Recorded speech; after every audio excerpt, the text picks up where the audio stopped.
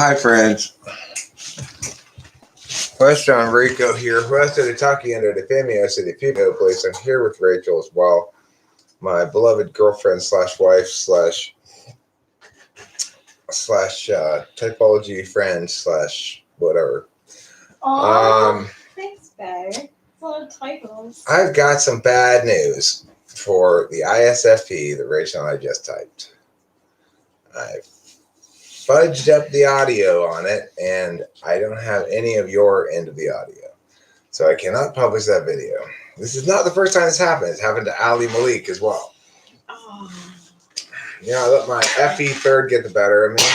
I was in a hurry to get started because I was having problems, some tech problems, and I just didn't finish checking the last thing.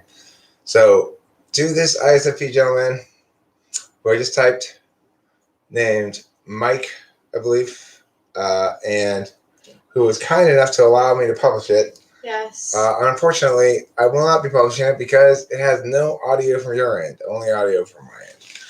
So Eric screws the pooch again. Oh, it's a painful one. We were both kind of pained by it because the guy was so nice. Like, he really took in what Eric had to say and was like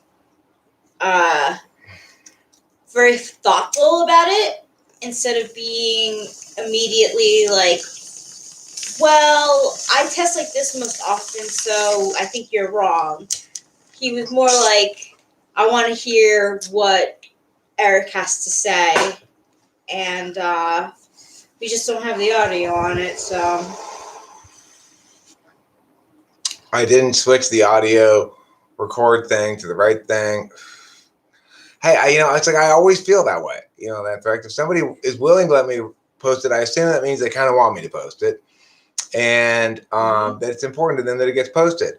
It's important to me too. Yeah. The thing is, this is what it means to have either countervalued TE or 8-slot-SE or a combination of the both. Thanks, Levi Samuels. Thanks, Winston's mom, regarding the picture. Thank you. That was yesterday's outing. We actually have an outing planned for today, but Cameron has not contacted us yet. He said he contacted us around sunset. So.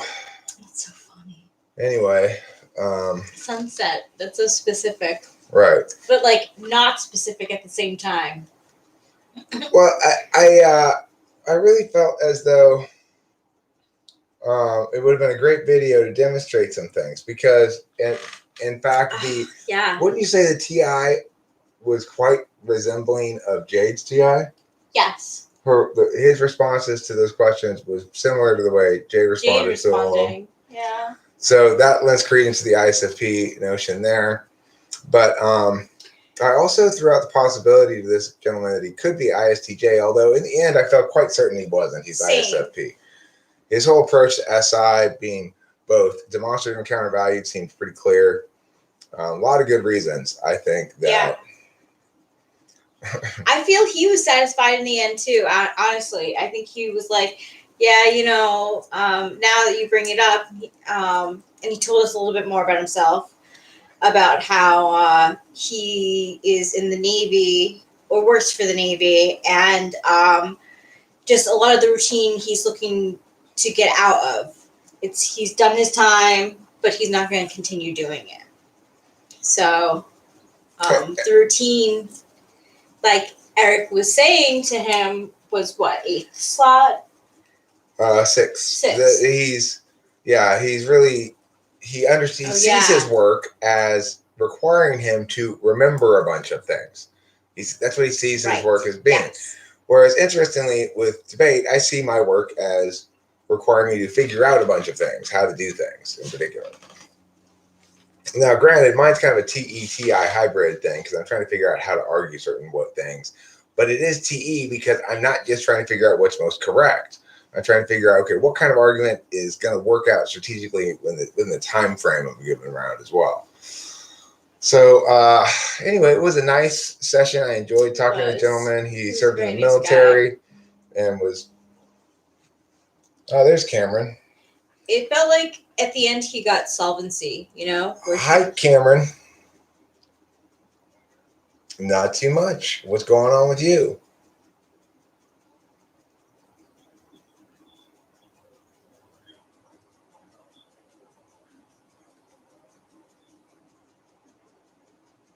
Sounds good to me. Yeah, we just got. We have a pump here if we need to pump it. We more need you to tell us whether we need to pump our tires up than anything else. I can never seem to tell. Yeah. Okay. Cool. Yeah. See you in a bit. All right. Bye. Oh, very important kitty friend. So we are going to have another outing. I didn't ask. Oh no, actually, he told me his job for the Navy is MP, so he rarely sees on board a ship. He says. Yeah. I guess the world of my dad is long past. And when my dad tells Navy stories, he talks about being assigned shore patrol on a like chore wheel kind of a thing. Like everybody had to take their turn at shore patrol, but apparently now it's not like that anymore. I correctly identified him as Navy. He said he was deployed, but when he used the term head instead of bathroom, I know that I've heard my dad say that before and mentioned that was a Navy thing. So I correctly identified him as Navy just based on the fact that he said head. That's some. Using the head. That was very, very NI of you. Pretty good, huh? Yeah, huh? So, news that's, I guess, relevant, not particularly significant or anything, but relevant. I did pick up my Adderall prescription, so. Oh, yeah, I forgot. I got a little extra vim to my vigor today. Oh. I just took it, so just starting to get a little extra vim. Oh, the pee. Oh, look at those eyelashes. What a beauty. The next outing is when Cameron gets here with bicycles. We'll either drive somewhere to ride, but it's pretty late already. We may just ride around here. Yeah. We could take some nice locations in the neighborhood around here, or we could ride to, say the racetrack, take pictures there again. That's kind of a good place to take pictures. We've already taken pictures there before, though. We could ride Gypsy Warrior. Who's Gypsy Warrior? Gypsy Warrior's going. That hair looks great. On timeout. Gypsy Warrior is an anagram for Spike Monkey. Ah. The Navy says head, the Army says latrine, and the Air Force has the nicest bathrooms. So anyway, I felt pretty clever about being able to deduce that he was in the Navy just because he said head for bathroom.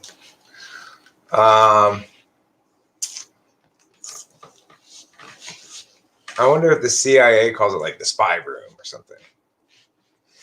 Anyway,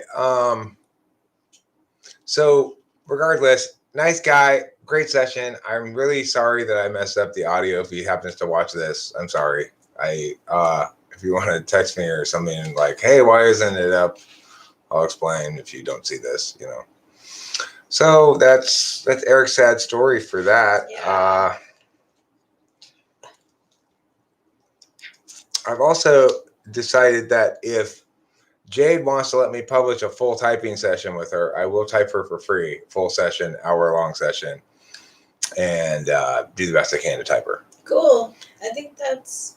I've been thinking about the back and forth and her just insistence on conveying to me how she places no weight in anything I say, right? Like, no matter what my point is, well, I don't agree with your definitions. Well, what's your source? She's like, she doesn't even consider anything I'm saying as having legitimacy. So I'm thinking, perhaps if she can experience being typed by me, I can actually make some progress with this person and get her to understand that I'm not just talking out my ass. You are an ENTP dating an ISFJ, says Matthew Hamburger. It's been interesting. With a name like Matthew Hamburger, I believe it's quite possible you're an ENTP. ENTPs would name themselves something like that. So, is your ISFJ a hot dog? Would be the next question, I suppose. That is a good question. But do tell us more, because my last girlfriend... I want to know as well. Before this Rachel here, who's INFJ, my last girlfriend was herself ISFJ, and it didn't work between us. So how's it going with you? What are the joys? What are the sorrows? I want to know as well. Because I've never been in a dual relationship, and I would like to know. Well, yes, you have. It's hard to call it a relationship. I was in thing. It was like a situationship. That's your real name. She's actually a vegetarian. That's not your real name, Matthew Hamburger. Whose last name is Is that Hamburger? real? It's not his real name. There's no way his last name's Hamburger. Well, yeah. I guess it was like a relationship, but it was so like cloud. ENTP with ISFJ, it's a cool relationship. It works. I've had great ENTP ISFJ relationships in my life. I've had an ISFJ mother, great relationship. I had ISFJ best friend or longest term friend, great relationship. But my ISFJ girlfriend before Rachel was not a good relationship. Potentially, I guess could have been, maybe if she wasn't so BPD. She was very damaged, but I think ultimately the challenge is that ISFJs don't really want to grow or engage ideationally over the long term. And ultimately that's what gives us both of our types, I think, the most joy. Yeah. Hell yeah. I love that. What were we talking about in the car? On the way down to the pharmacy?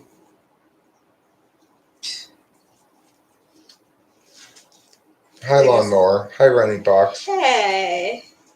What's up? Delilah is an ESTP, and I get along with Delilah well.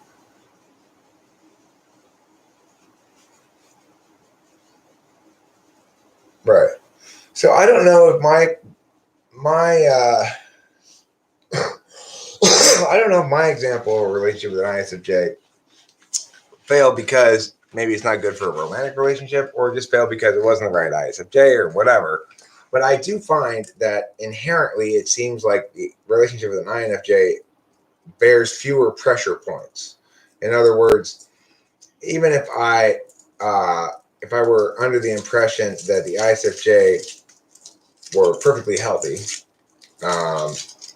I still think there'd be more points of conflict, because I think that ISFJ and ENTP balance each other out more, whereas INFJ and ENTP complement each other more.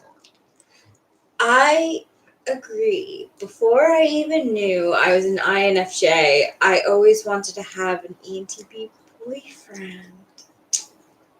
Because I just thought that there was some kind of chemistry there. You know? I was always, it took me a very long time. It wasn't until 2013 that I even knew what an ENTP was. And that was when I was watching Rick and Morty, and I was like, why is this show so funny? Like, I am totally sober right now and still LOLing. Well, where should I put this that you're not going to kick it over? There. Tough question. Mm-hmm. I'm INTJ dating INTP, and it's been very hard to make things work. Well, I can imagine why it would. I mean, you countervalue each other's dominant function. So an NI-DOM countervalues TI if they have TE as their tool function. And the INTP TI-DOM countervalues NI because they have NE as their tool function. Easy on Black. Love all the love in the chat right now. Lots of hearts, lots of smiles for many, many thousand miles. So yeah, I mean that's the key difference, I think, between ENTP ISFJ and ENTP INFJ. It is not necessarily a bad thing to be with somebody who balances you out. So it could be that you need a relationship where the other person balances you out. If so, maybe it's right for the ENTP to be with ISFJ. If you want a relationship where the other person complements you and can really be a sort of multiplier rather than a complement, then you want the INFJ, in my experience. Yeah, I mean, it's just so much easier. I'm such a more pleasant person in general. Like, I don't feel neglected at all. Like, the relationship that I have with you is the healthiest one I've ever been in. I think it's fair to say that we blow away the that test. There's this test for relationships that basically says you can measure the kind of interactions. That I think it lists 5 different kinds of interactions. So like the worst kind of interaction would be, let's say you're driving down the street and you see a weird looking red bird over there. And you go, hey, look at that red bird over there. Now, the very worst kind of reaction would be something like, will you shut up, you and your stupid fucking birds, blah, blah, blah. That would be like the very worst kind of reaction, right? Mm-hmm. Most people probably don't do a lot of that in their relationship. If you're at that point, you're close to the end for sure, you know? Oh, yeah. Another level of response would be something like, yeah, that's nice. Anyway, blah, blah, blah, blah, blah, and not even look at the bird. So that would be like the second one. The third kind of level would be, oh, yeah, cool. That reminds me of the time that I saw a bird. Blah, blah, blah, blah. So using it as a link back to your own thing you're paying attention to. The second kind of thing would be something like, oh, yeah, that bird right there. It's, I think it's called a meow, in which you are adding on to it. Right? And then the first kind of thing would be like, oh, tell me more about why you think this bird is interesting. I'm interested now too. That would be like the top level one, right? And I think basically the thing says 1 and 2, most of your interactions should be 1 and 2. And it should be comprised at least 85% or 90% of your interactions. If the other kind of interactions comprise the majority of your interactions, your relationship's doomed to fail. Makes sense. Now, it sounds like an FE user's bias in making up this system. I don't stand by it or advocate something. I'm just mentioning a system that I read one time about this. I don't even remember who made it up or anything really specific about it. Well, do you think that we interact like that mostly? Yeah, I do. Absolutely. Do too. I think it's like way more. It's like 99.9% of the time. The only time when we don't really interact like that is actually on the live streams, when sometimes you'll be saying something, but I'm not paying attention to what you're saying because I'm reading stuff over here or thinking about what I'm going to say. Yeah, that's okay though. I don't mind. Because in those instances, though, we're not interacting with just each other anyway, so I guess that wouldn't qualify as a thing, you know? No, because I do too. If anybody could find that thing I'm talking about, I don't know how else to describe it. I'd be curious. I'm sure I got parts of it wrong. It probably wasn't perfect, my explanation of it. No, but it sounds like a metric that people use to judge relationships by. Right. Well, okay, so Zaylen Black says, people tend to fluctuate. If I was talking about gaming, hubby would vary from dismissive and annoyed. If I was TETI stuff, he'd be interested. So if Rachel's talking about something that I find boring, I am going to be less engaged than if it's something I find interesting, and I might very likely change the subject, and that would comprise some of the 10% of the time when we're not engaged in that way. Yeah. Mostly, though, Rachel and I like talking about the same kinds of things. Yeah, we really do. It's so, I know I've said this before, but it's so easy. Like, the conversation is really easy. I feel like a lot of the time, something that I'm thinking, Eric is thinking the same thing. So if I'll bring it up, he'll be like, yeah, you know, he'll have his interest also stated. And we have a conversation that goes back and forth. It's really, really, I mean. Well, look, I want to stress, I'm not making any universal claims here. I'm not saying that necessarily it's better to be with INFJs because of this, because there's an additional couple of factors here. Mm-hmm. Rachel and I are both type 7s, and we both express our type 7-hood in much similar ways. Sure. Most similar. We're most similar in our enneagrams. We are most similar. So it's like Rachel and I both have kind of as an axiomatic rule, whenever possible, don't bust my chops about stuff, remind me to do shit, you know, nag or otherwise hassle me about playing too much. Don't talk to me about smoking too much cigarettes. Don't talk to me about smoking too much weed.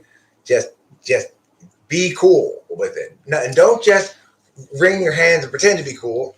actually be cool with it. Yeah. Folk, don't be paying attention to how I'm doing meow too much or that meow too little or whatever. Right. No. Rachel and I both afford each other that we courtesy. We It's do. called the courtesy of the 7. It is the courtesy of the 7 because we both get it. You know, like that's not cool. It's not fun. Like because we've both been. I mean, we both had duties. Yeah, in the world, you know. We both had too many duties. We both had way more duties than we wanted to. I mean, and we both had impressed upon us throughout our lives that it's important to take on a lot of duties. Yeah. Way more than we actually ever wanted to.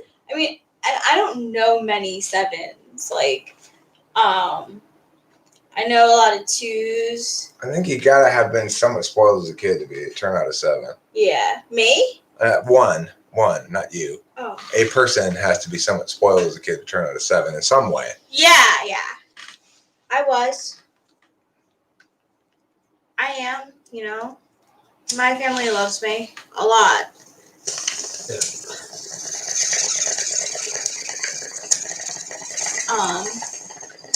I've always known that I was special to the family. So, I mean, the thing is,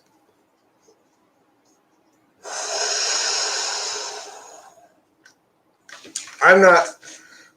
The thing about that is taking out the trash, for example. We both want to take out the trash when we feel like it. We don't necessarily expect to get thanked or noticed for it, but we want to see that there's a fairness, you know? Yeah. So totally. It's like if Rachel always found that she was taking out the trash, and I was never taking it out, or if I were to tell her, this is the main thing. That's mostly it. It's like if we play this game where, hi Octavia Silva. Yeah, that's such a compliment. Thank you. You know, we play this game where we both respect each other's decision to not do something. So totally. That means if Rachel feels it's unfair because she's taking the trash out too many times, she just won't do it. And then I will either do it or I'll make it an issue by saying, Rachel, can you take out the trash? Now, at that point, it becomes an issue of talking. But that's not fair, Eric, because I always take out the trash. Why don't you ever take it out? Of course, neither of us ever say that. Nope. We never say, Rachel, can you meow the meow? No, we really don't care that much. Because as long as neither person is exploiting the other or trying to take advantage or trying to control that shit. We cannot do that to a 7. We can trust each other to when this particular kind of mess starts to annoy me, I will deal with it. One of us. Yeah. I will tell you tell her about the ISFP. Super cool guy. You should. I would like you to speak about it. Actually, I wanted to say cheers to the people who say family schmamily. I feel like I have a family here at TWFP, so I hear you. I cheers you. Cheers to that. So about the ISFP, super cool guy, super real. You know, not a man of many words necessarily. No. Tested pretty straight up ISFP across the board. Was cool with it. Surprised him a little bit, I think. But he says he often gets STJ. I posited that if I'm wrong, he's an ISTJ. But I'm increasingly confident that I'm right. He's an ISFP. He had a very good example of demonstrative 6-slot SI with also countervalued 6-slot SI. Yes. He seemed much more FI than he was TE.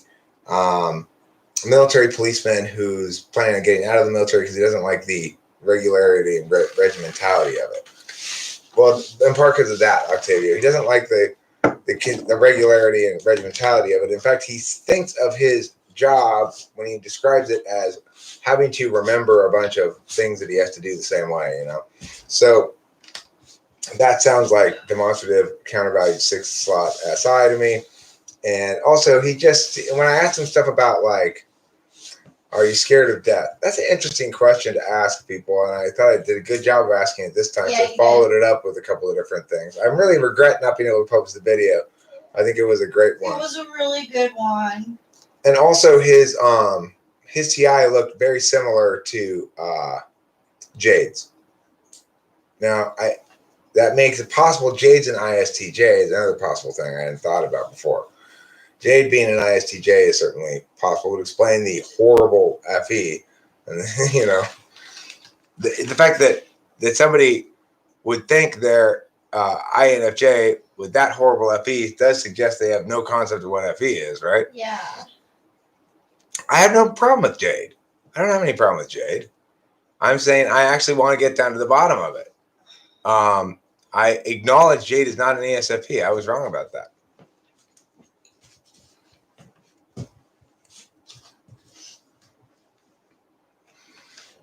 It's right. Mahel, we have 4 minds. Only those of us who have 4 heads.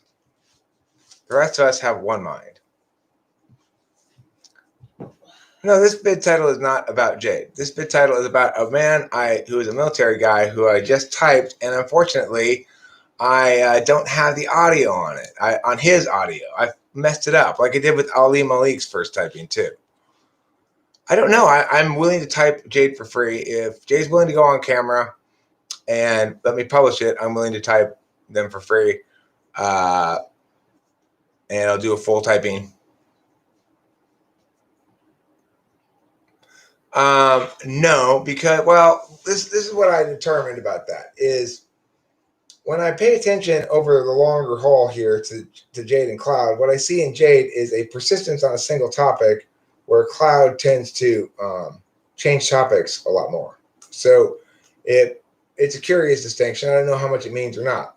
At this point, what I have learned from Jade is that I have to actually type somebody. I cannot simply conclude things from the chat. As I said before, Octavio Silva or somebody else, I don't remember who it was, reminded me of Email Anthrax, maybe it was, and I didn't take them seriously enough in the other day. And I said, no, I think I can tell ESFP because they're all like this.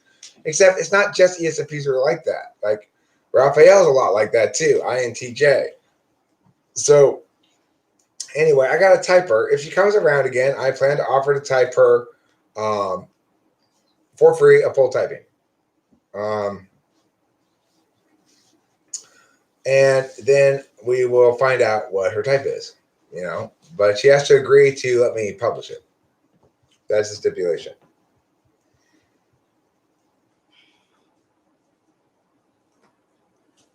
What was the ISFP's TI like? It was sort of like Jade's. There's sort of a pause, a repeat to themselves, and sort of a visible shifting of gears from FI to TI almost as they realize, oh, this is one of those black and white things. This is one of those black and white thinking things. Sure, let her know, Octavia Silva. I would love to do a full session with her and type her an hour and publish it and let everybody conclude what they're going to conclude.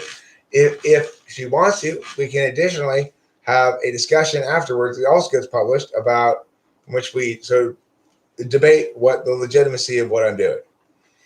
Because, challenging though it is, I can't ultimately avoid defending what I'm doing in good logical ways and putting it out there for other people to see. I'm never going to convince everybody, but hopefully in the process of trying to convince people who are unconvincible, I can convince third parties who happen to see the thing.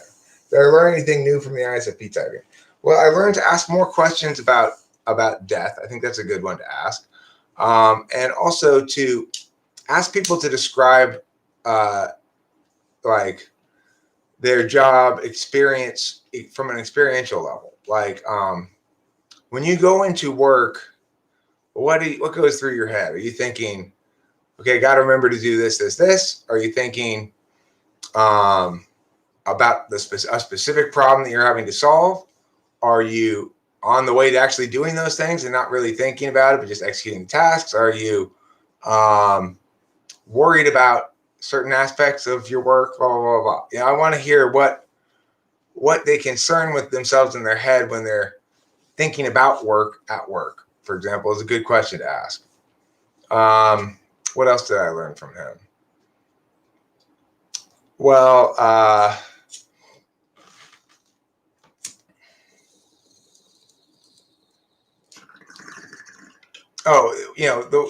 one question I asked about that followed up the death question was this. I said, why is it, if you imagine yourself dying in this near future from whatever reason. What makes you most sad when you think about that? So I'd be curious to sort of poll the people present in this live stream for their answers to that and see what people say. The question again is, if you imagine yourself dying, like short, it's soon, young, too young or whatever, and you start allow yourself to feel sad about that reality. What is it that makes you sad about that reality when you imagine it? So I'm going to ask it open-ended first, but I can narrow the question at some point to a few different possible kinds of answers as well, depending on how people respond to this. Can Okay? I pull the chat too? I'd like an opinion. Sure. I'd like to do my makeup. Should I use eyeliner or eyeshadow? That's my question for the females and males who want to answer. I want to do my makeup. If you were to say there's any one thing that's sad about your premature death, okay? If you were to say there's one thing sad about your premature death, even if everything else about it's not sad, what would that thing be? Sarah Pereira answers that I didn't live longer, okay? Felice Apiano says I wouldn't be there to take care of my parents. Zayden Black says I'd just like to make sure stuff was in order so I wouldn't burden others. The sadness others may feel. Okay. Going further to the void makes me sad how to think everyone else will feel and how they will handle it. Okay. Eyeshadow. So let me break down. Eyeshadow. I haven't experienced enough of life yet. I didn't punch the right people in the throat. Okay. So possible kinds of answers about this include you're worried about other people being sad, or you're worried about the people you need to take care of in some way, right? So those are different kind of responses. I'm worried about taking care of these people I need to take care of is a different kind of response than I'm worried that these people I love will be sad, right? It was funny. My answer for that would be, because I haven't had nightmares about death, it's just that I would be dead. Okay. That was part of it for me. So that I would be dead. Yeah. But see, the thing is, to me, that implies I will have missed out on experiences that I otherwise would and could have had. Yeah. Okay. So that's one kind of answer that's possible, is I would have missed out on experiences that I would or could have had. Another kind of answer is possible that people around me will be sad. Another kind of answer that's possible is that people who need me around me will be at a loss without me. Okay. And there may be other kind of answers as well. Some people may say, I'll be sad because it's going to hurt, I guess. I don't think that's going to be a likely answer, but do I have to choose one sad thing, or do I have to choose one answer that encompasses all the sad things? Either way, whatever your initial response would be the most telling thing. So asking that question is telling because it indicates front stack TI, wanting clarity on a distinction with the question in a way that actually allowed me to give distinct definitional clarity.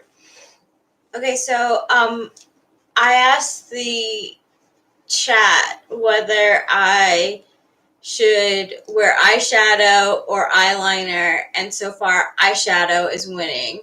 Running Fox, that's what I asked the chat. So I don't know. Eyeliner? That was 2 eyeliner, 3. Okay, well, remember this is a follow-up question to the first question, which is, are you afraid of death? And this is a follow-up question that was a follow-up question to the answer, no, not afraid of death. So then I ask, okay, well, what component of dying makes you feel sad if you're not afraid of it? Now, I don't know what percentage of people would say, yes, I'm afraid of death, or no, I would say I'm afraid of death. If asked the question, am I afraid of death? I would say, yeah. And if asked why I'm afraid of death, I would say, I feel like I have a lot to do. And I feel like the clock's ticking and I'm running out of time. And I'm afraid that my mortality will be the death of me, so to speak, you know? But I've noted in the past that one thing that's pretty common among ISFPs, although certainly not definitive or universal, is that when you ask them if they're afraid of death, they say without a whole lot of hesitation or uncertainty or ambiguity, no. When you then ask them, are you afraid of it being painful? They say yes. So that's something I found is pretty consistent among ISFPs. Just a basic sort of trick you could, of course, anybody can game that if they know it. But Evelyn S says, not afraid of death, but afraid of how I will die. So maybe painful, that may be consistent then, not just with ISFPs, who knows? But it's something that seems to be consistent relatively with ISFPs. My idea about what it makes you scared about it is that basically, if it's selfish reasons, that is probably FE. You're probably FETI. If it's unselfish reasons, like other people causing pain or other people needing me, then you're probably FITE. That's my hypothesis on this. I don't have. This is a new line of questioning. I don't have a lot of data to work with. So it's just a thought. Well, somebody asked me what I had learned today from the ISFP. Well, this was something I decided I was going to need to explore a little bit more.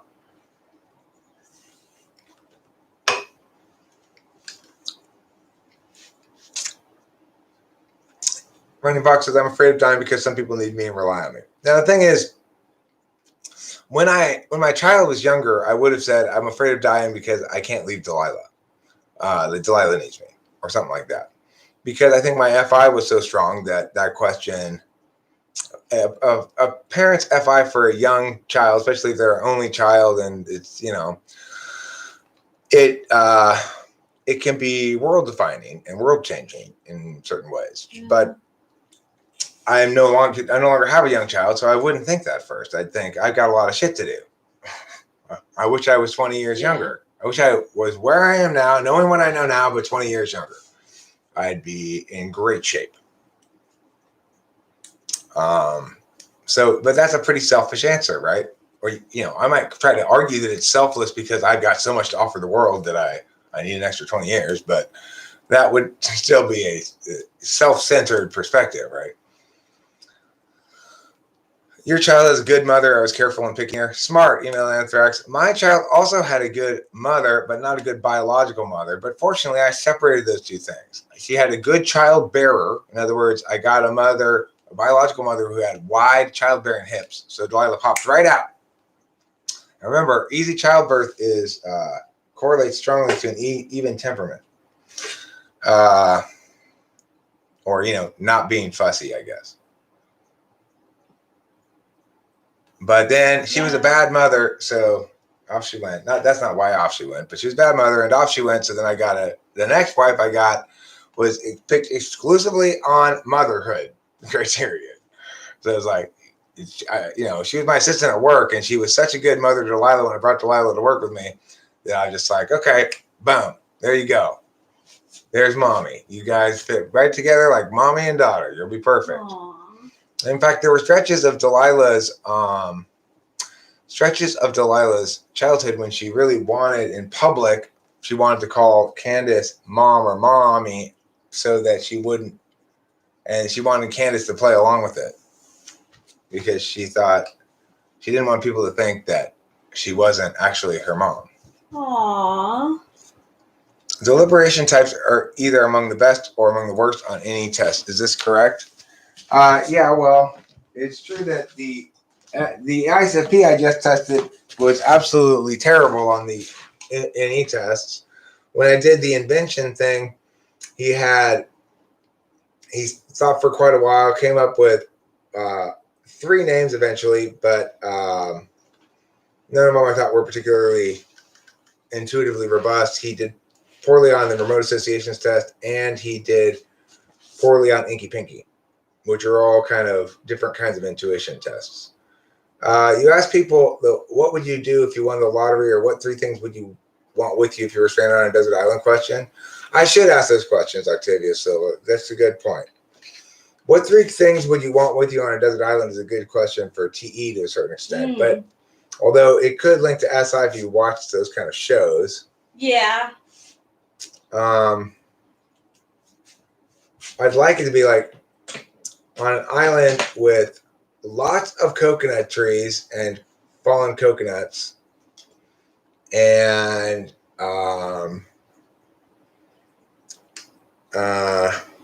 wild boars running around on it. You know, give them some specs, right? And a wide temperature range that goes from very hot sometimes to very cold. It even snows there sometimes. So you give them a wide temperature range, wild boars, and lots of coconuts all over the place. See how So it goes. now what three things do you choose? You know? Because in that case, you've got, you know what sort of resources you've got, so it's more indicative of TE. What would you say, Rachel, given that information, that would change? If you were just asked, you're stranded on a desert island, all you know, or deserted island, all you know about it is that it's a deserted island. What three things do you pick? Well, it would probably link to me watching those shows sometimes and being like, oh man, one of those water purifier things, you know, so I could have water. Do water purifier, yeah. and what else? A flint. Okay. And so three things. Mm-hmm. So water purifier, a flint. That's ridiculous that I can't think of the third thing. A knife. Okay. So what about if I, with the information I told you, would you change your three things? So what you know is there's a lot of coconuts. There's a wide temperature range you have to deal with. It gets very hot sometimes, very cold sometimes, and that there are wild boars on the island.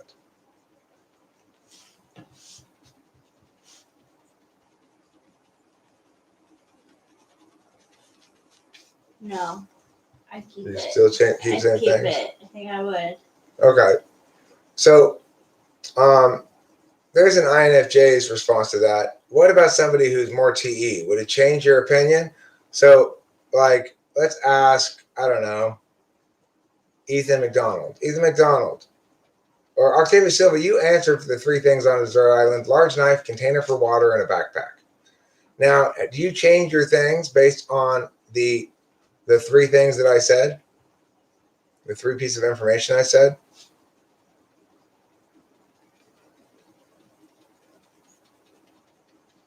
Thermal sleeping bag, machete, container for water. Is that deserted island or given the three things I said? Or, to repeat the three things I said, scenario B is deserted island, but you know you have lots of coconuts, wild boar on the island, and large temperature range variation. Given what I said? Okay.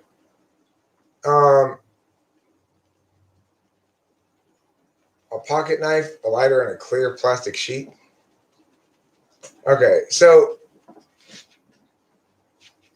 see, what I'm thinking is, okay, first of all, Gunnar Erickson has the best answer: motorboat, fuel, and a map. It is. You're probably going to need a compass. Well, you could use the sun. You can figure out east, west, whatever.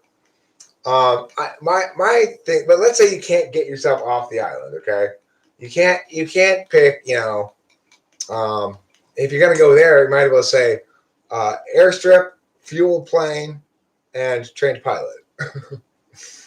You know, you can't get yourself off the island. You know, you have to stay there for, let's say, 2 months. Okay, so given that you have to stay there for 2 months, I'm gonna say I'd want a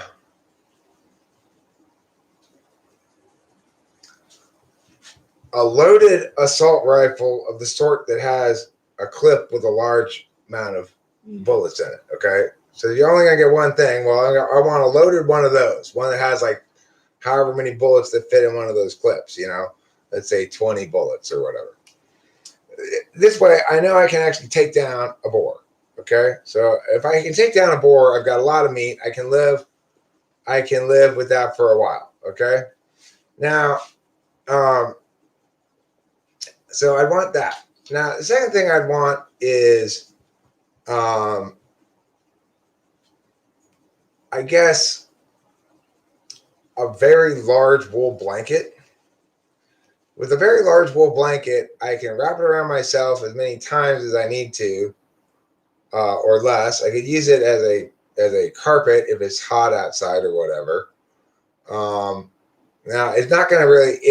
It's mostly waterproof. You could even use it as a type of coverage. But I'm going to figure I'm going to find coverage either by finding a cave or something, or by digging myself out like a bunker that's covered in a storm. So like finding a spot under a big tree or something, and then digging out a spot and then having all the ground go away from there, sort of something like that. I don't know. I'll figure out the keeping the water off me, but the big wool blanket I think is a good choice. That was the one thing that I was debating on changing, but so we've got now the gun, we got the blanket.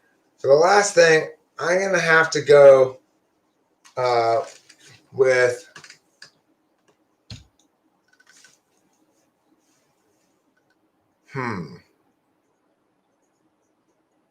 Okay, so I'm gonna go with this knife. Okay, one of these. Maybe ideally a bigger version of this even. okay. And the reason is because I'm gonna hope I can find a rock that I can go like this to get some sparks off of to start a fire. Or if I don't, that I will be able to start a fire with the fire bow technique that I've seen on TV. So one way they'll get a fire going. I'm going to figure with a knife and coconuts, I'm going to have plenty of water. I'm going to drink the coconut milk, and when it's empty, I'm going to leave it out so when it rains, it'll fill up with regular water. I'll cut out like a pumpkin style jack-o'-lantern top so that when it's filled up with water, I'll put it down into the hole again so it'll stay free of bugs and sourness and stuff, And so then I won't need to get a container for water as a consequence, because we know there's lots of coconuts. And if you cut those properly with your knife and stuff, you can easily enough have a bunch of water containers. Makeup done.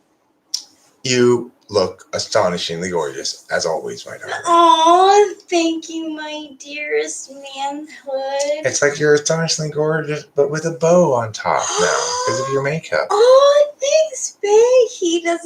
He likes me always. Okay, so he never actually said preferences, which is nice. Ethan McDonald said, I take a wood plank to sleep on and find a blanket substitute. First of all, if you have a very large wool blanket, you can fold it a couple of times and use it as a surface to sleep on, right? But second of all,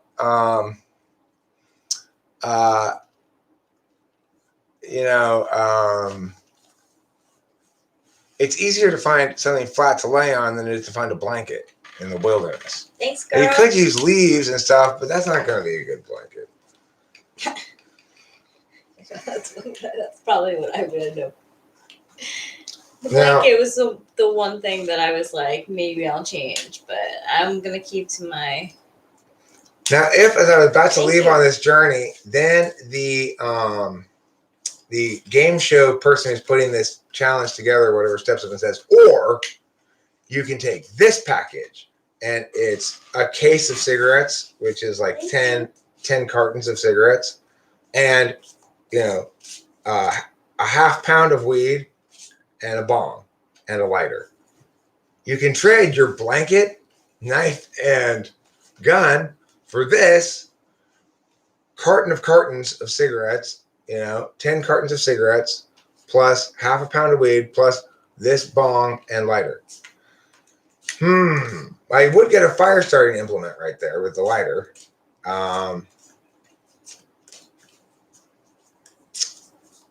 What's going to make my stay more comfortable? That's going to be so much temptation at that point. I'll probably take the cigarettes and the weed and the bong and the lighter at that point. I'll figure out the rest of the shit there. Don't worry about it. It'll be fine. So I really missed the knife, though. I'm sure I'd miss the knife. You would. The gun just guarantees you're going to be able to get at least one bore shot so that you get a meal with meat, which you're going to need. Can we talk about the bacon?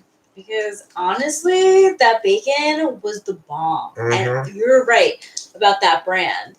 I feel really lucky that I got to try Farmer John's. Right? That's his name. That's his Yeah, name. Farmer John's. Yeah. Running Fox has made a funny joke here, but is also correct. If you bang two coconuts together, you have a horse to ride.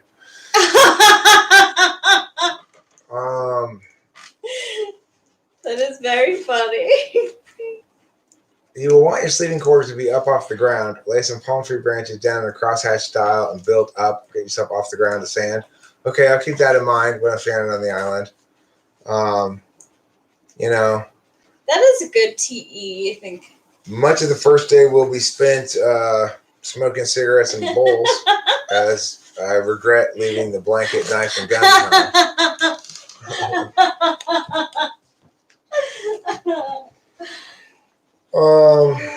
E.T. funny, man. Thanks, darling. You're welcome. Rachel thinks I'm funny. He is funny. Thank you, Winston's mom, for linking everyone's illusions.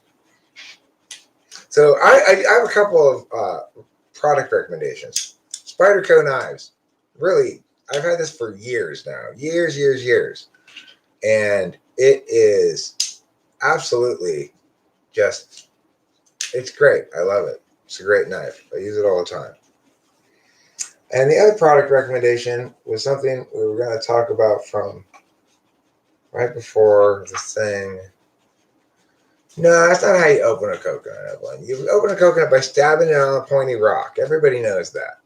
Then you chop off once you get it broken into. I wouldn't try to open a coconut with my knife. You gotta look for the 3 holes. You look for the 3 holes and you stab on them And on then a you pointy stab rock. on them, yeah. Find the pointiest rock on the island. You stab it right with the point. Okay. Right with the point. Would you like some coffee? I'm thinking about making a new pot. I would, yeah, that's a great idea. I would love some fresh coffee. Did you ask the ISFP the bully question? No, I did ask the ISFP the neo-Nazi question. He said he'd probably bail on the neo-Nazis even if they were nice, if he found out that they were like that, you know. Non-decisive. I'm getting maybe a slightly better feel for recognizing FI when I think about it. Like going into this one, I sort of thought about it like, okay, pay attention, see if you can sort of get a feel for FI. Are you hungry or are you? I like watching ultra-light through hiking videos on YouTube. They also recommend those knives. Hey, cool, Sarah Pereira. I'm glad for the unknown YouTube commonality link there. What's the neo-Nazi question? Basically, the question is this, James Sorrell. If you are at a party, you're having a good time, everyone's being cool, people are just talking about whatever normal things, but then somebody leans over to you and says, hey, I don't know if you know this, but this is a neo-Nazi party. Like all these guys here are like white separatists and they want to, they think that we should keep all the races separated. And you go, really? And you go, yeah, I'm serious. And you think to look around, and you start to notice like there's like swastikas and stuff around, and you ask somebody, and you go, hey, are you guys like neo-Nazis? And it's this nice girl who's chatting with you, and she's like, yeah, we are, but we don't press it on anybody at all. Our motto is attraction, not promotion. Okay, we respect your beliefs completely. We're not trying to impress. We're not trying to evangelize or anything. But yeah, we are a race separatist group. Now, do you hang out at the party still, or do you leave? They don't have any problem with LGBT communities as long as you're white, James Sorrell. I have no problem with you. Hey, look, we're not intolerant at all. We welcome everybody to our party. Look, there's Juan, there's Jerome Washington. They're both here at the party. They know we're cool. We just formally recommend a policy of formal governmental race separatism, but it doesn't mean we're uncool to people that we want to separate from legally forever.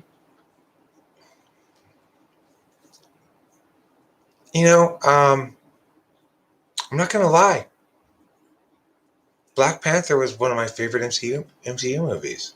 Okay, that's why I want them too to be able to keep their culture and race pure. By staying away from us or something. Right? So, in other words, they're like the Mormons of a hate. They're like a Mormon hate group. They're the Mormons of white nationalism. Okay, pretty cool, funny concept, right? Uh, White nationalists who are like Mormons, who are super nice, who go door to door dressed in suits and stuff. Hey, hey there. We couldn't help but recognize that your dark complexion indicates you might be Indian, East Indian or something. We respect your culture so much. We respect your Hindu gods and Hindu ways and everything. Um, we would like to join with you on a political movement called Races Be Separate. And the thing is, I want to stress, we don't dislike you. We don't disrespect you. We want to empower you with your own separate place. It's just for you.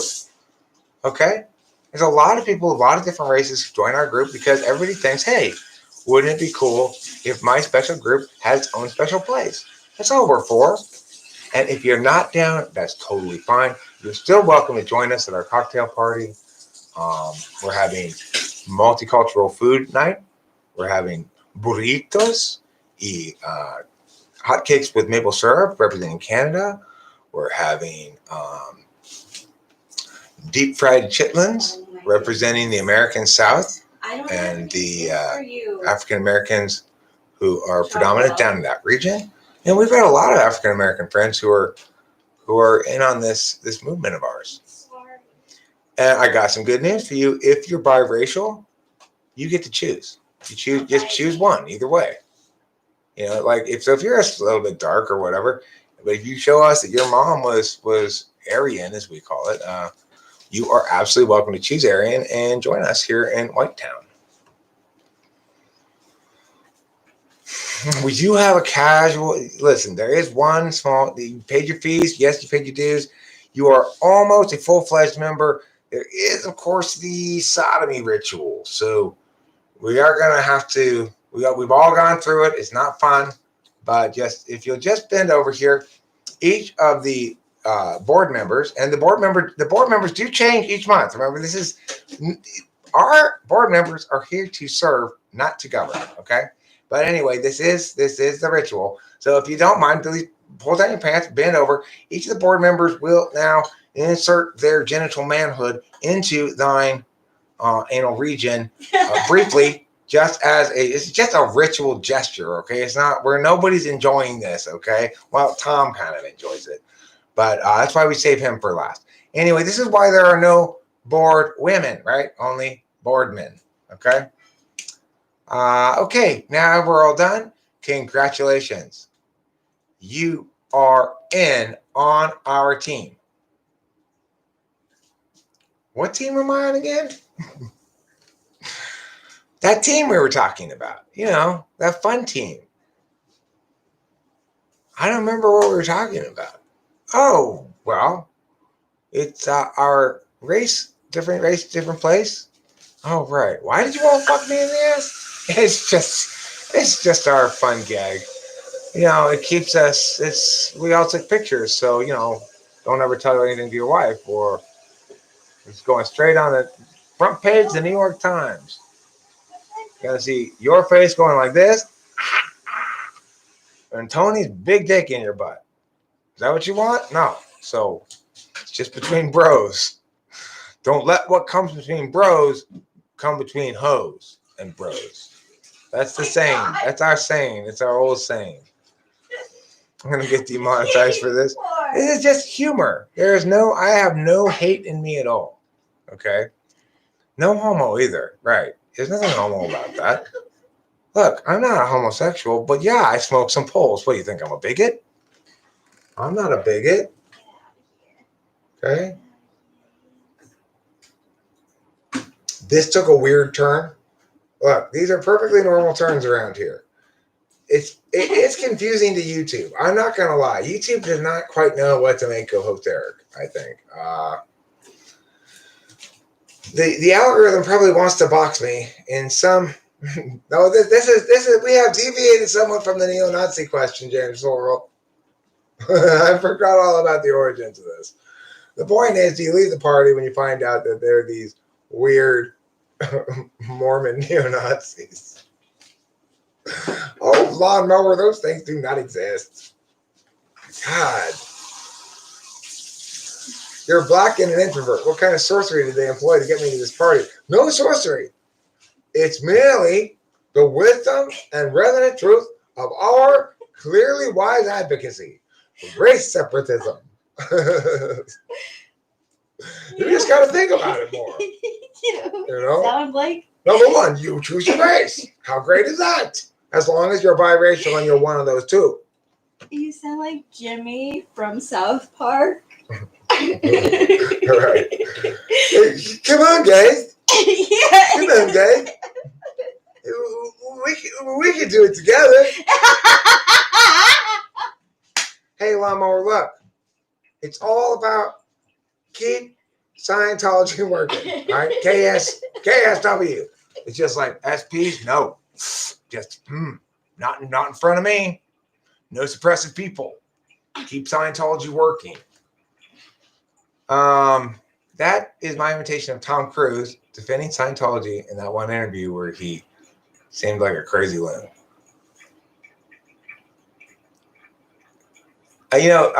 Goldfinger. No. Is that what it's called? I don't remember exactly what it's called. It's a movie with Eddie Murphy and Steve Martin. Bowfinger. I've actually seen that. Have you seen that? I have. In it, Eddie Murphy says in part of the movie, he keeps going, KIT, keep it together, KIT. I bet that is some sort of dig on Scientology. That it's like, I have to rewatch it, but it just sort of feels like maybe it was. Yeah. A good movie, Bowfinger, if I recall. I remember enjoying it. It was a long time ago. Yeah, it was. I went with my family and we all enjoyed it unexpectedly. What should I do about? You can have the water. He's just looking at the food. Who? Trouble. Oh, we have to go get more food. We got to go to the store. Well, that's what we should ride our bikes to. We should ride our bikes to the pet store or someplace equivalent to get comida para este gato.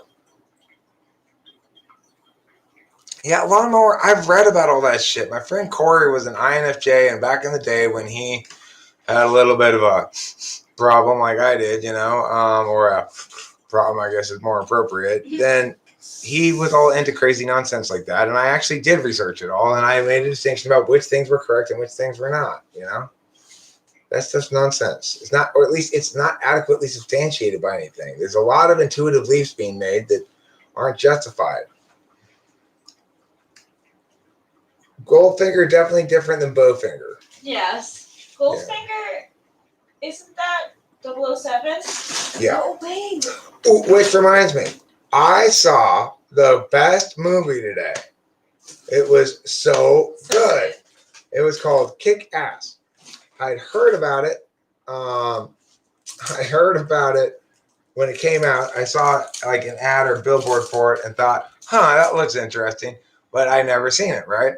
And so I saw, as we were watching something else today, I saw it as a recommended video, something about it. And I was like, hey, Rachel, you ever seen that? And she said, yeah, it's good. And so I watched it, and it was so good. It was such in striking contrast to Last Airbender, both of which feature kids kind of as the main character. Okay. So in that regard, they have that similar. It's about a similar age kid as the main character. The Last Airbender kid, Aang, he's probably 12 years old. The girl in this movie is 11, I think they said. So, I'm down to see whatever person is the main character, any age range, any race, any ability level, any whatever, any of those diversity things. I'm down to see whoever is the main character. Okay, but these are good movies to contrast because both of them use kids as main characters. So okay, fine.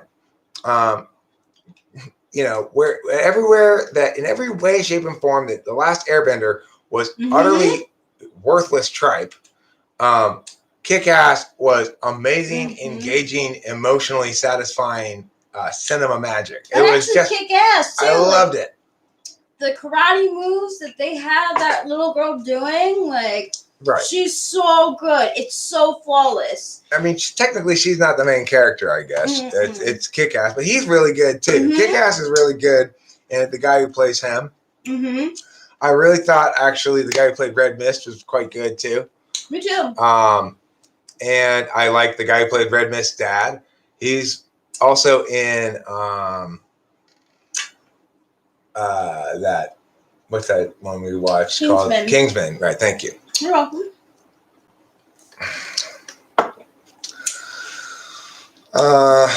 Kick-Ass is up really them good. plates. Was it the movie about that ENFP high schooler who created superhero persona? ENFP. Do you think Kick-Ass is ENFP? I never typed him before. That's not a bad typing. Not a bad typing. Not a bad typing. I can see ENFP. I mean, I just maybe it was partially because it was in such stark contrast to The Last Airbender, which was so horrible. But it really caught me today. I don't know. It got me in the right mood or something. But I was just enthralled with it. And in fact, when trying to nitpick it afterwards, I had nothing I could nitpick about it. See, that's what I used to get. So, I've watched Kick-Ass more than once. I watched Kick-Ass probably 7 times. I love Kick-Ass, but a lot of people feel like Lawnmower does, and they think it was so-so. I never had anyone to really talk about it with. So the fact that Eric loves it so much is so refreshing because I really love that movie. And I actually think that Nick Cage was fucking stellar in it. He was great. I know I want to see it.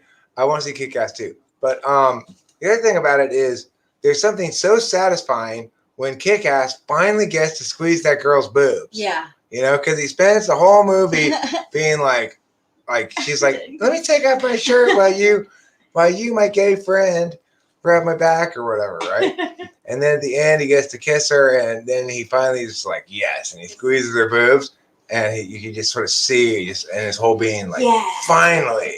And that's such a kid moment. Yeah, I mean, I know, well, they're supposed to be 18, 19, 17, something like that. But the point is, I really felt for the character. It's like they did it right. They built up the emotional tension or the tension so that when the character got his payoff, the audience feels like, yes, right on, Whereas in Avatar, The Last Airbender, nothing was set up. Nothing had any emotional impact at all. It's like I couldn't have cared less throughout the movie what happened to anybody. Yeah. In Kick-Ass, the girl is sitting behind this file cabinet thing, right? And she's got her 2 guns, and these guys are lining up down these book things. And the way they let it just sort of take its time to develop, and she's sitting there for quite a long time as all the guys starting to line up. You really feel the suspense and the tension. How is she going to get out of this? It's like that's how you make a movie properly, where you build up the tension right.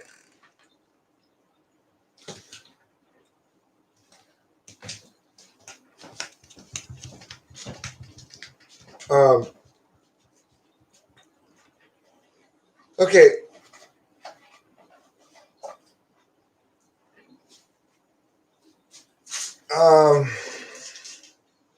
You know what scene I really like? Okay, so Mark Dan, to be able to answer all the TI questions as quickly as I can, accurately, and also answer everything the same way the ISFP did, which means they'd be any polar, would be impossible because there are certain kinds of TI questions that require a certain amount of expert intuition, introverted sensing, and some that don't. And So if you were any polar, that means Ni third, and it means SE tool. So they would have to be ISTP. But if they answered all the other questions the same, but TI questions as quickly as me, then they'd be an ISTP because that's the most definitive test on the matter, and the other questions wouldn't be that. The other answers wouldn't be that different. So it's possible that an ISFP, I typed ISFP. If you just changed the TI answers and made them as quick as me, on those kind of questions where the TISE is as quick, then the answer would be they'd be an ISTP. And there wouldn't be that much inconsistency with anything else. You might find some inconsistencies, but the main difference between ISFP and ISTP that's testable in any sort of determinate sense is the TI questions, because they have the same polar, they got the same 2, the same 3, the same 6, and the same 7. So if you just switch the TI and the FI, well, there's a difference, you know.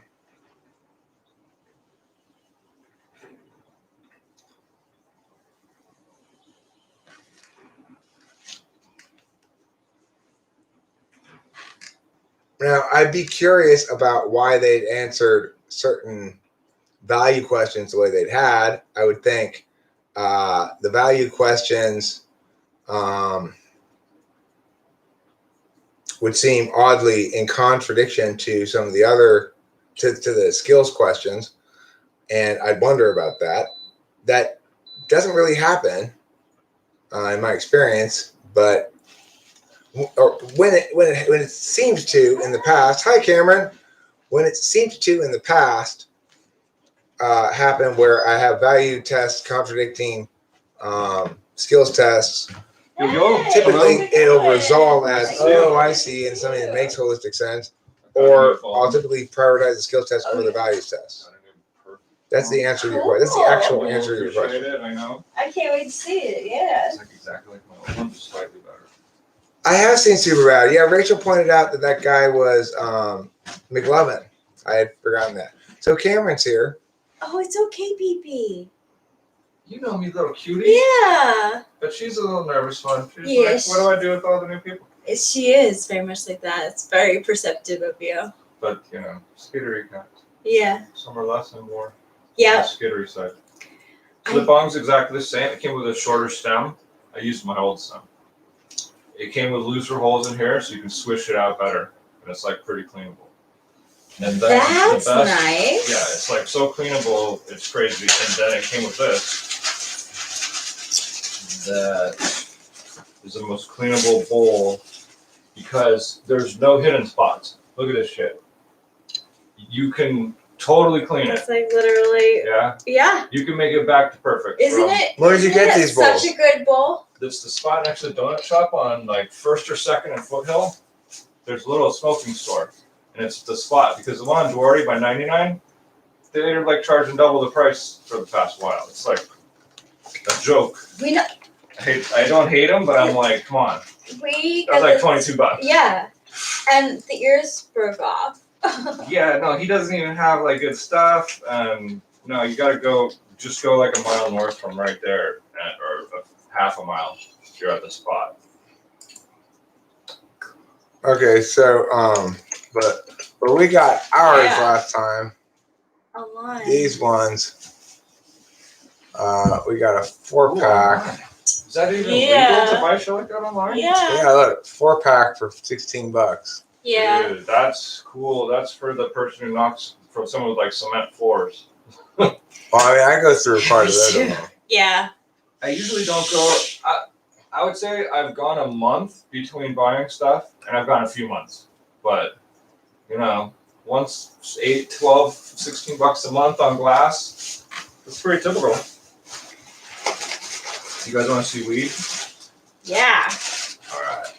I got the most bitchin' deal of a lifetime at Herbarium, which was top shelf, ground up, OG shake for guess how much. I'll show you the ounce. I already told Eric, maybe, but one of these is shake from herbarium, and let me see, herbarium Skittles. No, I think that's something else. That's not the shake. Oh yeah, the shake. Oh yeah, we had this. The last shake time. exploded, and I had to put it into different things. Here, why don't you guys just own that one? Go for it. Oh, thanks. And you can guess how much it costs, but like, sniff it and smoke it, and tell me what you think. I bought an ounce of it, and I'm just kind of curious what you think. Sure. And Eric. All right, so I just got 6 of them. Good. 6 of them here, delivered by Friday, September 4th, for a grand total, including tax, of $16 Yeah. and 53 cents. I like it. That's pretty good. 6 for 16.53. yeah. What is that? And we've been using them. $2.50 a piece or something. That's really good. I probably paid like $12 or something like that, maybe $14 if the guy's like especially needing to pay off some like coke habit that day. A holla back, Alan Bryan. Quick thought for any of you who'd like to see how a Eric declared ISTJ answers a given typology question. Here's another one. You're welcome to throw it out, and I can ask Cameron the question on your behalf. And so enjoy them all. this is my ISTJ friend Cameron. Yes, Mark Dan. He's not a high school friend. No, actually, I mean Cameron and I knew each other sort of in high school. What's up, folks? Cameron and I sort of knew each other in high school in the sense that I was friends with his brother, who really didn't have a lot of time for friends because his brother was kind of like a high achiever guy. But I actually didn't start hanging out with Cameron until around the start of this YouTube channel. Yeah, I remember you had 300 subscribers at some point, but you may have had even less because you weren't even, I don't think you were serious about it when we were hanging out making like the Puerto Rico thing, were we? Well, I mean, I knew I was serious about making the video for Spud Brow Spree. Yeah. We did a solid job on that. That was one of the first things we did, I think. I guess we're trying to see That's like so what good. would make people say, I like this and I want to, what will create popularity. You discovered that just doing one take, doing a shitload of videos was the way. Well, for a while, that seemed to be a good idea. Now I'm trying to work more towards inverted intuition style concision. But let's see. I've thrown it out there that anybody wants to throw out a question for me to ask Cameron, I will ask him, and you can sort of play what would I predict an ISTJ would say, and see what Cameron says in response, or Doesn't see hold if, a lot of water either. or I could also say like, see, this is inconsistent with what I would That's have so nice. expected, Where'd or you get it? consistent with what I Is would it have nice? expected. Of course. It was like 20. I don't want you to That's tell me not to bad. ask him a TI question. Nice. You put a question here and I'll ask him. That's good. Then put That's a good. question here you want to hear me ask him. Ask him TI questions. They always want to ask something like, so what's in your toolbox? Or like, what's your favorite room in the garage? Like, Octavia Silva wants to ask me to ask you a TI question. So here's a TI question. okay. If all possums play baseball and some baseball players like cheese, is it necessarily the case that some possums like cheese? Isn't necessarily the case, yes. Okay. If only people from Iceland ride on icebergs, and if Joe from San Diego is riding down an iceberg, can we conclude that he must be from Iceland? Nope. Okay. I'm going to give you two parts of the thing. I want you to give me a missing generalization. So here's the thing. Turning my volume down. But I hope folks at home, I'm hitting like. Watch that. The fourth like out of you 24 individuals. Thank you. I will go over what the correct answers were, whether he's correct or not, at the end after I ask a couple more, okay? Cool. So then the next question is, okay, right, missing generalization. So here's an example. Jody can't come in our club. She's not a poet. The missing generalization would be only poets are allowed in our club, or all non-poets are not allowed in our club, or no non-poets are allowed in our club. One of those things, okay? Okay. So I'll give you two pieces. You give me the missing generalization. Yeah. She must be good at science. She lives in Science Town. Everyone is good at science who lives in Science Town. Okay, Or you have to begin it with all, only, or no. Okay, do it again then, and I'll. She must be good at science. She lives in Science Town. All individuals who live in Science Town are good at science. And Okay. then do you want me to do the other two where it's like. Can you do the other two? I can play around with it, but I won't do it good. Try it's like no non-scientists are good at science in Science Town, or maybe it refers to the I don't know. No, I'm fucking that up. Okay, so you're right with the first one, which is all people from Science Town are good at science, or only those who are good at science are from Science Town, or nobody from Science Town is not good at science. Okay. All right, so let me ask you one more missing generalization. You don't have to give me all three answers, just give me any one that works, okay? The next question would be, they must hate peanut butter. They didn't approve of the nut amendment. So all people who don't approve of the nut amendment don't like peanut butter. Okay. Good. That's all correct. non-agreeers of the nut amendment don't not like peanut butter. So it could be either only peanut butter haters support the amendment. It could be all amendment supporters hate peanut butter, or it could be no amendment supporters like peanut butter. So folks at home, these are the questions that make me feel like I'm in college and I'm like memorizing stuff in philosophy, which was really interesting and fun to know. But I'm like, oh yeah, this is so not the kind of trivial pursuit I'm good at. But go for it. Okay, so just one or two more, Cameron, on the TI questions. If some turtles swim in the swamp, and some creatures who swim in the swamp climb trees, is it the case that some turtles must climb trees? No. And I think that takes me back to the first question where I would have been wrong. Right. Yeah. Okay. Awesome. Okay. So there's some answers for you from the TI thing. You'll see a bit of a spectrum of answers. He's better at some of them than the others. Let me give you this last kind of question here, Cameron, which is the so-called nonsense question. Yeah. If there are 4 spanners in a whistlefoot and 2 whistlefots in a crossbow, how many spanners are there in a crossbow? There are 4 spanners in a whistlefoot. In a whistlefoot. And there are 2 whistlefots in a crossbow. Therefore, there are 8 spanners in a crossbow. Okay. Now let me ask you, have I asked you an Inky Pinky question before? I don't think so. Inky Pinky is the thing where I give you a clue, like hilltop waterspout, and the answer will be a rhyming pair of words, such as mountain fountain. Okay. Oh, no. This is the part on NPR where I only smoke weed. Okay, so anyway. Go ahead and try it. I'll try it. Now, relate it to my battery, like a fattery battery or something. All right, here. So a really easy one to start out with.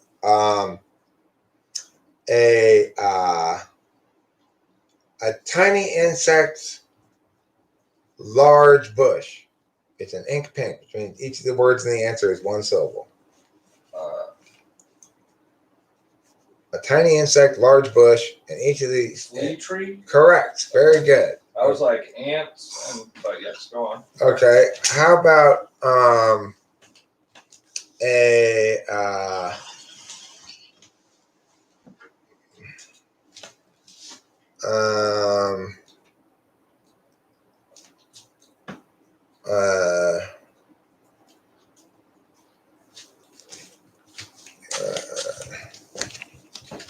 Can it be parts in a carburetor only?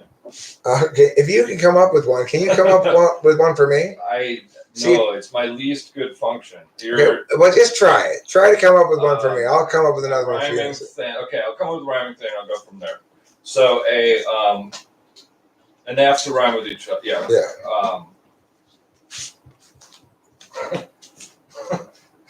Okay, can it just be dirty and nasty? Okay, it'll be dirty and nasty. The thing that follows what you didn't expect to happen in your pants, in your underwear. A poo and Sue? I like where you're going, but it was a shark fart. Okay.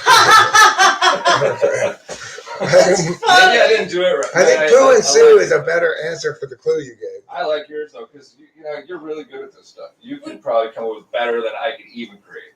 Okay, well, Would you like some coffee?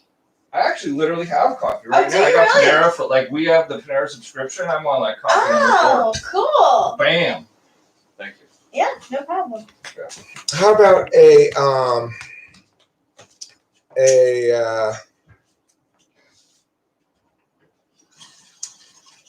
let's say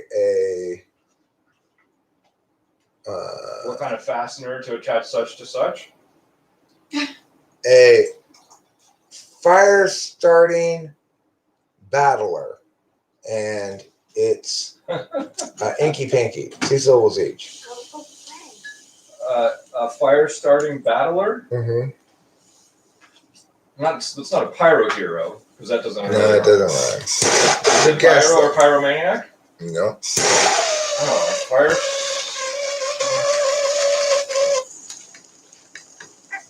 A honk. Good guess. Is it honk? It's a lighter fighter. A lighter fighter. I like it. I like it. No, this is marijuana, James Sorrell.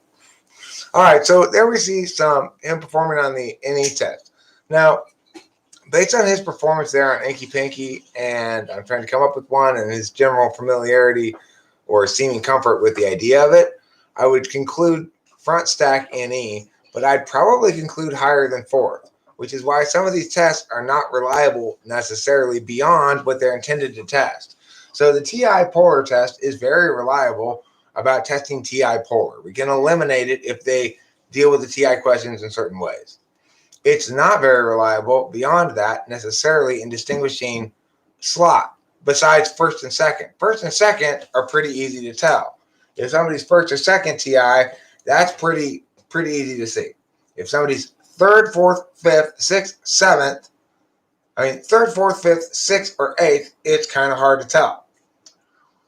I can tell you this, Eric. Let's say in 1994, when I had, a pretty good philosophy class, UC Irvine, it's not crap education, it's decent education. If education is any good anyway or useful, whatever. But, you can learn stuff about philosophy if they tell you to read certain things in a certain order. Try all those weeds, by the way. Try this. Cool. That's what we got. It's, do you remember what that was called, Rachel? What? The weed we got? Ooh, it's called sexy weed.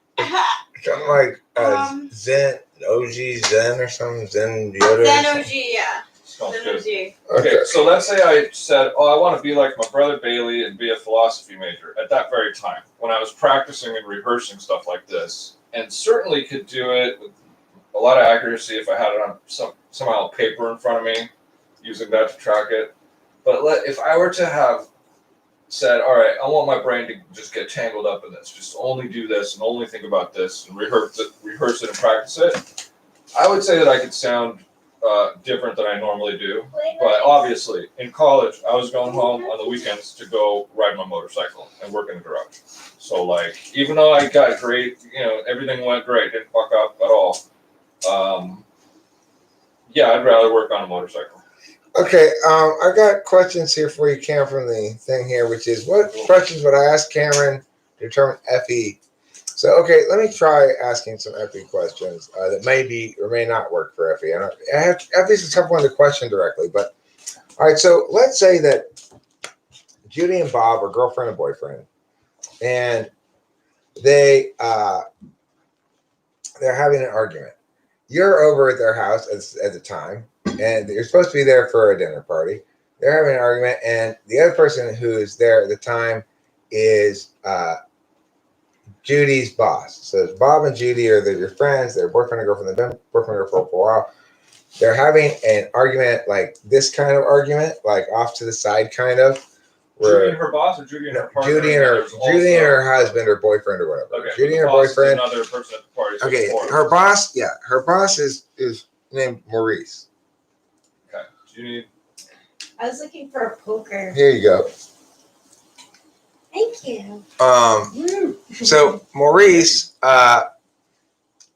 is the boss, and Maurice is sort of at the table picking at his food. It's a dinner party. You're there too. You were invited because, well, you didn't know that it was happening. You showed up to see Bob, and what's his name? Maurice's date didn't show up at the last second, so Judy roped you in to sit there, so there'd be a fourth person. Okay.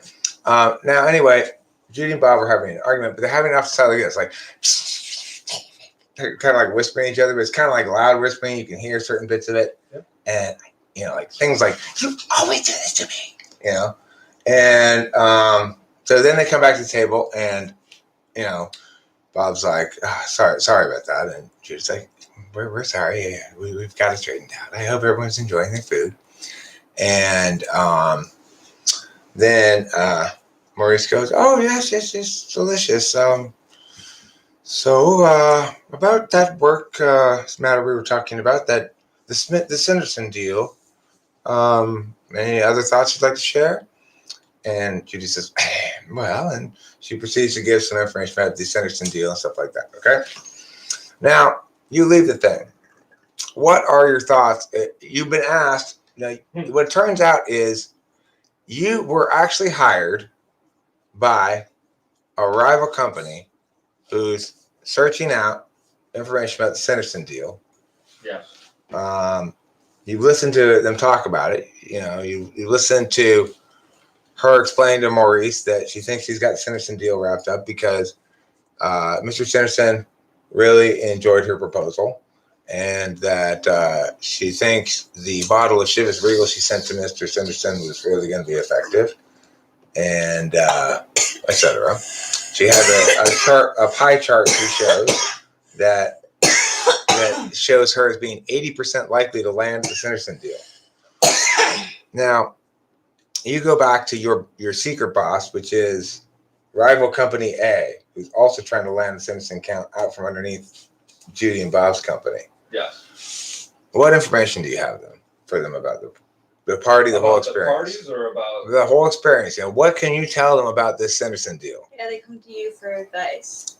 Well, am I in the CIA or the FBI?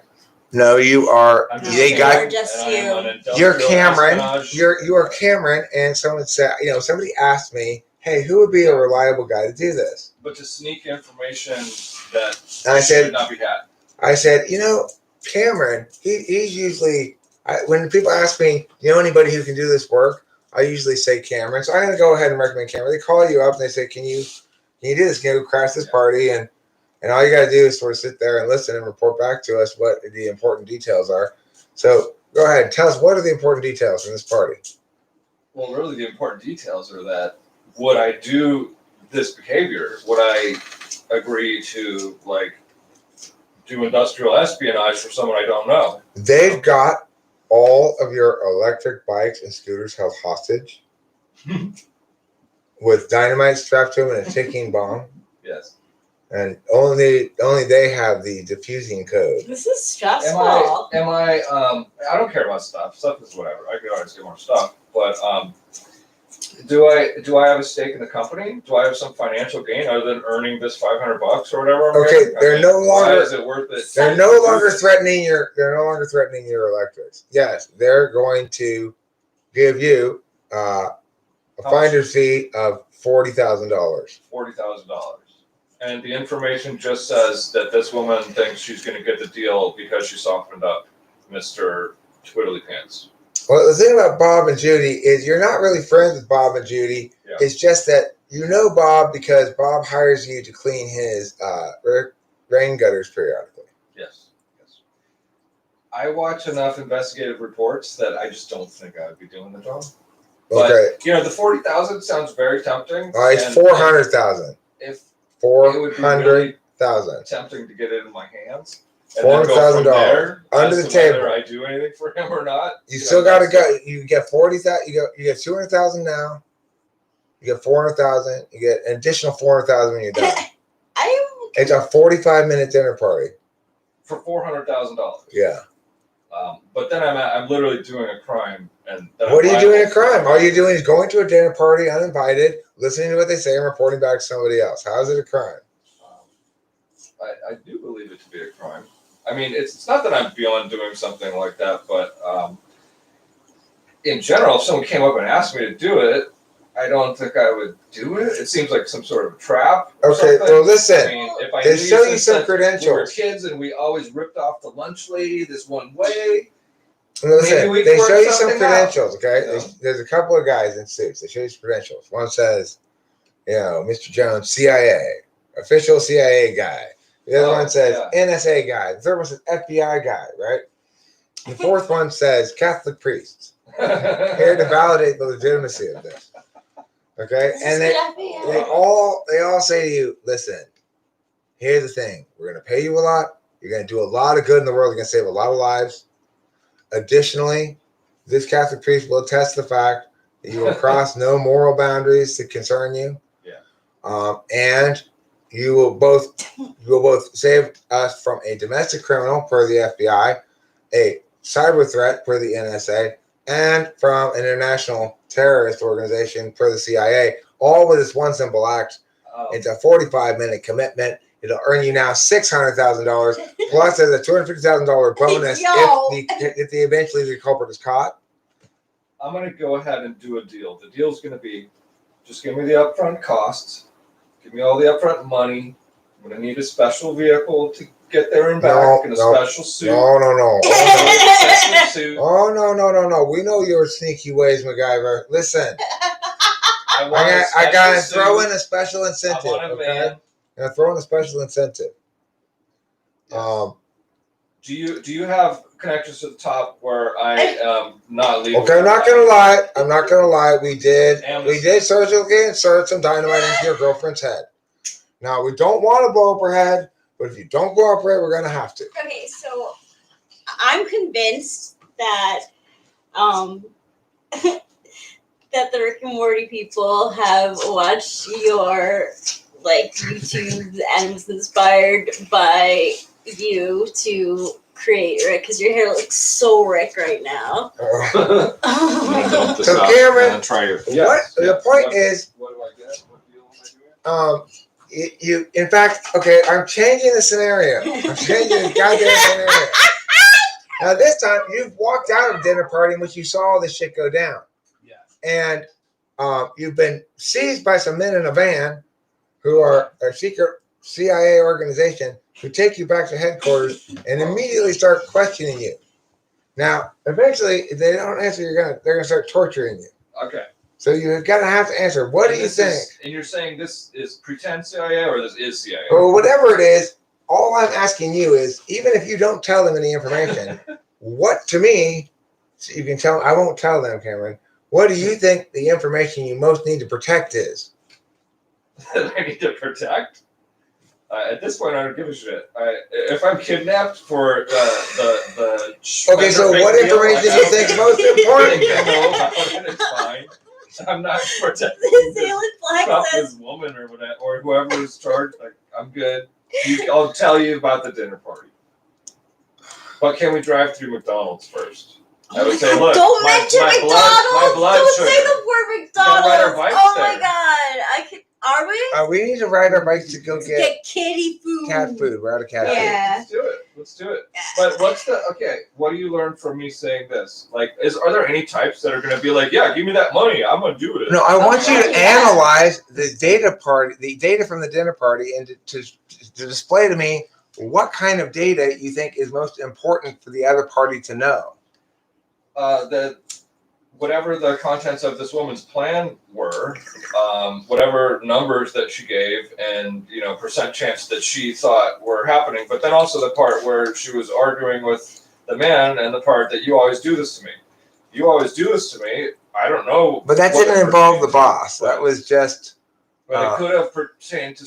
Well, I don't know. It could have pertained to that thing. Okay, gotcha. Someone's emotional state about lying or telling something that shouldn't have been told or whatever. But just the details that she shared seem like the important details if I have to share them. Okay, so do you think that the boss is going to be particularly influenced by the fact that her employee and her employee spouse had a fight at that dinner party, or as long as the work-related stuff was all fine, that it ultimately wouldn't impact her decision? Oh, you don't want someone working for you who's fighting at the dinner party. That's hella immature. You would not want to. That's not what you want to invite. Okay, but what if the presentation she made shortly after this little spat, and it wasn't really a huge fight, right? It was like a over here, Yeah. Shortly after that, she gives a kick-ass presentation on the Centerson deal. If it's convincing in a way that she's got a great plan for the deal, and you're going to overlook. Let's say you've only had 2 other people interview for this deal or whatever, and they're not offering you any good at all. She's the best one. You're going to listen to it and you're going to overlook this other stuff. But in the case that you have all kinds of options, you're not going to invite someone who's wrong. Okay. So I don't know how revelatory that is. The Notebook. The Notebook is on Netflix for everyone's information. That's an ESTJ girl. What do you want? Yes. Okay. In response to that question, with TI question, won't someone being more auditory or visual affect the way they process and answer the question? Yes. And my position on that is that NISE correlate with a more visual processing style, and NESI correlate with a more auditory processing style. SI is pretty good at remembering what people said, for example, whereas NI tends to remember the gist of what was said, which is somewhat different, So I would say that it is true that whether or not you're auditory or visual is an impact on how you answer the TI questions, which is why STPs answer the questions somewhat differently than do NTPs. Okay, if you remember much of what I say verbatim, Ethan, then that is indicative of SI. I concur. Where do you get the cat food? Which store? Well, we can go to any store at this point. It doesn't really matter. But does age affect TI question responses? Not really, no. And the thing is, what I mean by that is young kids have very good TI sometimes.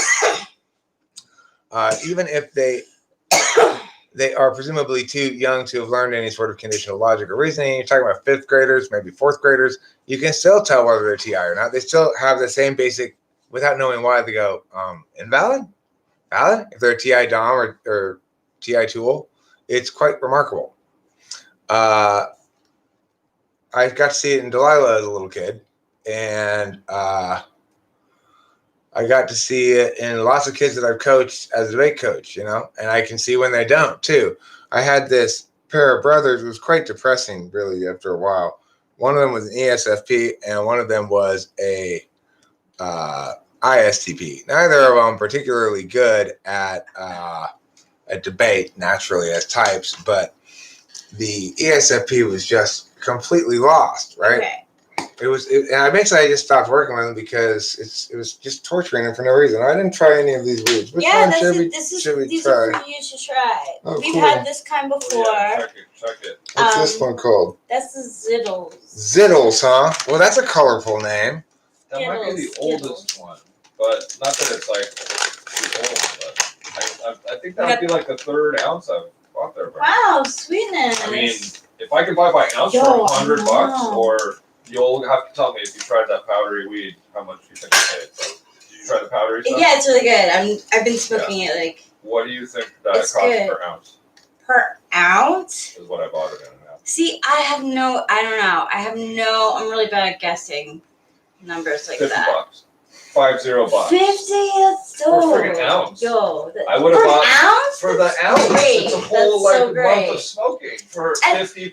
That's like, Seriously, I mean, that's why you can keep that little. Keep it. thank whatever, you. for enjoy Yeah, it. it's It's great. good, right? It's they say it's top shelf, and I'm like, is it some stinky grassy stuff? And they're like, the girl said no, and so I just took her word for it, gave the $50, and I'm like, This is good. can't go wrong. Yeah. Good. I like it. Totally. Yeah, if you ever get a chance, damn, go for it. Yeah. So, what was I gonna say? I lost my train of thought. That was a bit of a bell ringer. It's a good That's one. good. Yeah. Oh, there's a difference in how they answer. So, your STPs are more likely to ask for a repeat of the thing and or to repeat it out loud themselves. INTPs are ahead of the game. They'll only ask for a repeat if they didn't hear anything. They're just ahead of the game, right? ISFPs, ESTPs are more likely to check with themselves to make sure they're right before they answer, whereas INTPs will just answer and be right. Usually, they'll only ask for a repeat if they weren't paying attention for a second. They sort of zoned out, like the first time you ask it, maybe. But then after that, they're on point. ENTPs will seem like INTPs when you test their TI directly because they want to show off, and it's meh. Rachel asked for repeats, so that would be consistent with backslot SI, right?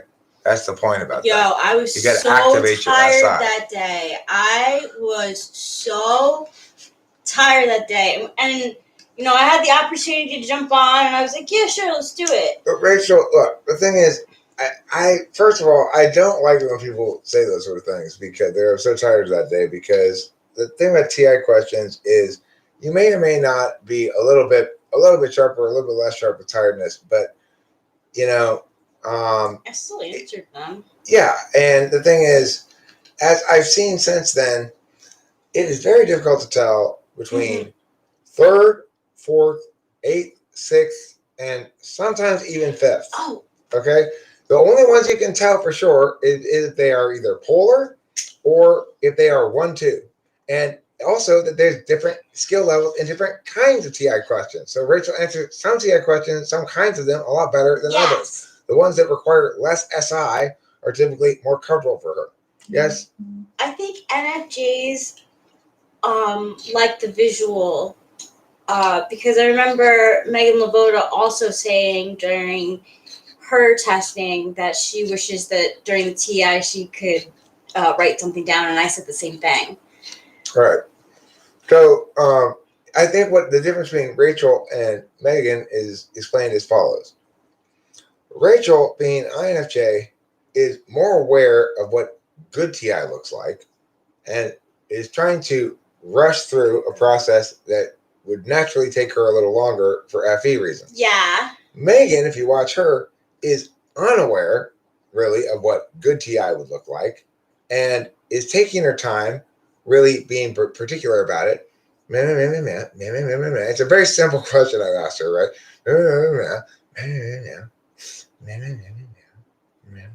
And I think she did write it down and goes, yeah, and gets the right answer and is very proud of herself and is completely unaware that it was like asking somebody on some level for a TI Dom. It sounds like I just asked somebody, what's 8 plus 8? And she went, okay, hold on. 8 plus, 9, 10, 11, 12, 13, 14, 15, 16. See, I'm good at addition. 16. Great answer, The thing is, that's the difference between INFJ and ENFJ, is that neither of them is necessarily going to do particularly great on the TI questions on the spot. But you can sort of get a sense of the extent to which they're trying to avoid FE uncomfort. For Rachel, I think if she had taken her time and really relaxed into it, she probably would have done better. I was But so you- nervous. I know you don't like me saying this. I know, things, but I don't. I was so. nervous too. I know, 'cause I it's had been. true. But the thing is also, I've tested your TI plenty of times since Oh, the yeah. thing is the video Oh, yeah. thing. So it's like I understand. I understand where Rachel's TI actually is. Yeah. And it doesn't matter about why it's a little weaker seeming on the video or not. So nice It's to just, see you. Yes, you The point is remember. that Yes, Rachel's trying not to make me wait too long while she thinks about it, rather than actually just making me wait and think about it. It is true that ISTPs completely lack imagination. They lack extroverted intuition, which is certainly a form of imagination that comes up with ideas. Are we going to the pet store now? Totally. I'm ready. That weed of yours is awesome. Where's it from? Weed Weed Mart. Mart. It's Mart. And Yeah. it's something named Xenogy. Xenogy. Xenogy. Yeah. It's nice. Yeah. Glad you like it. Oh yeah, let's go right. Yeah. Well, Kit G, here's the thing. 1's an absolute value. 2 is an instrumental value that plays a lot like an absolute value. 3 is an absolute value. 4 is an instrumental value mostly. So, Logging off YouTube. Wow. we're gonna go now. But basically, it's like the one who's gonna probably most vocally object in a way that's easy enough to test to violations of a given function correlating value is 3rd slot, possibly 5th. So you're most likely going to object to what you see as violations of a function if that function's in your 3rd slot or 5th slot. So like, I can't stand FE failures, cringy parts of movies. They make me run out of the room and go, ah. I'm learning that. It's really painful for me. And I don't like that. We don't like to put air through pain, so we're gonna ride our bikes again. See you later, y'all, tonight. We're gonna go have a bike ride. I mean. Hey, do you guys want to go up to Chantry and go to one of those tube things that echoes and do some